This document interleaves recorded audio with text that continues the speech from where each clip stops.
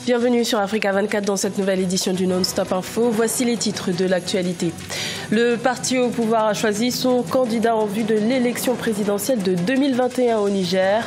Mohamed Bazoum a été investi lors du 7e congrès du PNDS et succède au président Mahamadou Issoufou.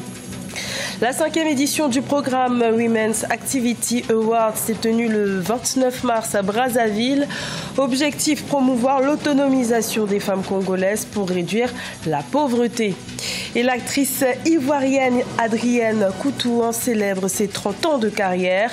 Un hommage national a été rendu à celle qui est souvent surnommée la maman nationale du 7e art ivoirien. Mais tout d'abord, un nouveau gouvernement a été nommé en Algérie ce dimanche 31 mars. Une équipe composée de 27 membres, dont 6 femmes. 6 ministres de l'ancien gouvernement sont également comptés dans les rangs du Premier ministre Nourdine Bedoui, désigné le 11 mars 2019 et maintenu à son poste. L'information importante de ce remaniement, c'est le départ de Ramtan Lamra, remplacé par Sabri Boukadoum au portefeuille de la diplomatie. Cette nouvelle équipe gouvernementale est censée apaiser les contestations populaires, mais elle est loin de répondre aux attentes d'une partie de la population algérienne qui réclame toujours un changement drastique à la tête de l'État. Le candidat du parti au pouvoir à l'élection présidentielle de 2021 est désormais connu au Niger. Mohamed Bazoum a été investi ce dimanche 31 mars par le parti au pouvoir, le PNDS. Il succède ainsi au chef de l'État, Mahamadou Issoufou, qui arrive au terme de son second mandat et qui ne peut plus se présenter selon la Constitution. Reportage de notre correspondance, Doualize Mokhtar.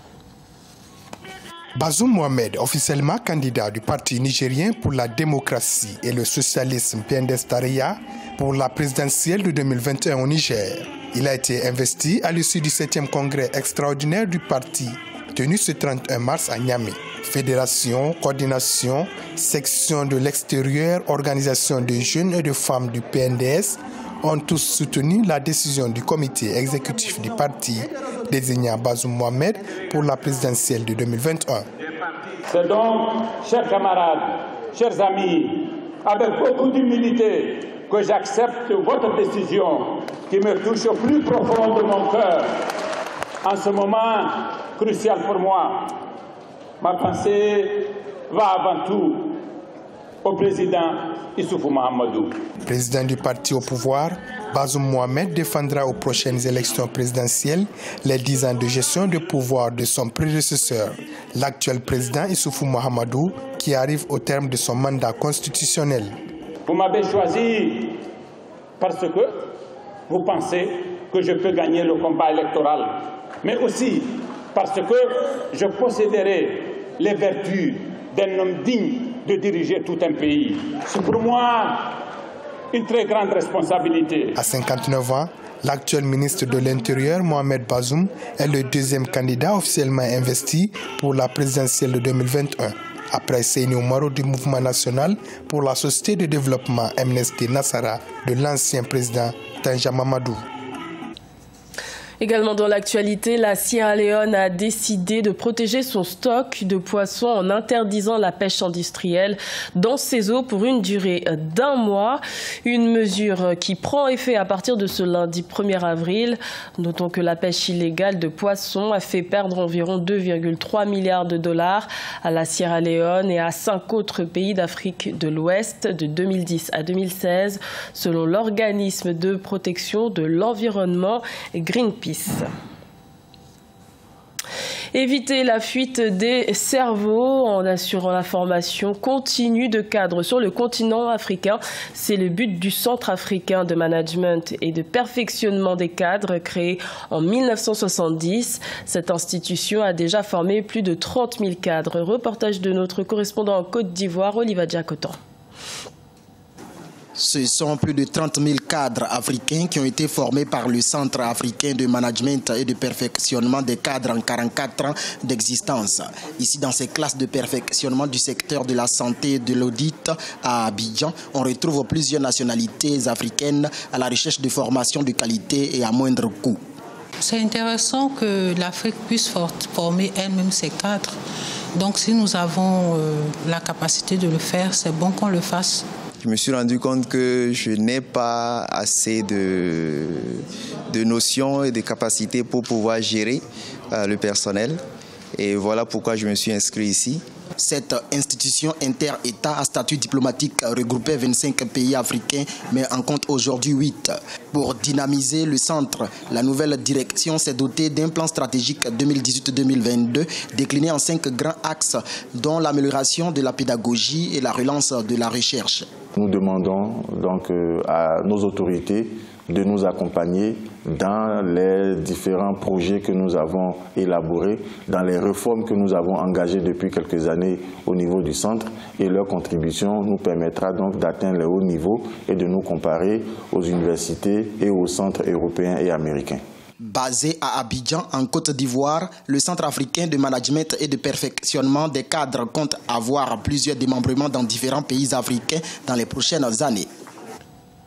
La capitale congolaise Brazzaville a accueilli le 29 mars la 5e édition du programme Women's Activity Awards, un événement qui avait pour objectif d'encourager l'autonomisation des femmes à travers l'insertion professionnelle. Reportage de notre correspondant Deva Panzou. Âgée de 35 ans, Tessia a remporté le premier prix de la 5e édition du programme Women's Activity Award qui s'est déroulé ce vendredi 29 mars 2019 à Brazzaville. Le projet de cette mère de 7 enfants a retenu l'attention du jury face aux 3 autres concurrentes. Je suis très contente, toute joyeuse. Je suis vraiment joyeuse. Je veux faire la bouillie des enfants à base de la banane. Je veux aussi faire les chips. Je veux aussi faire le plante de la banane afin que ça puisse me permettre de nourrir mes enfants.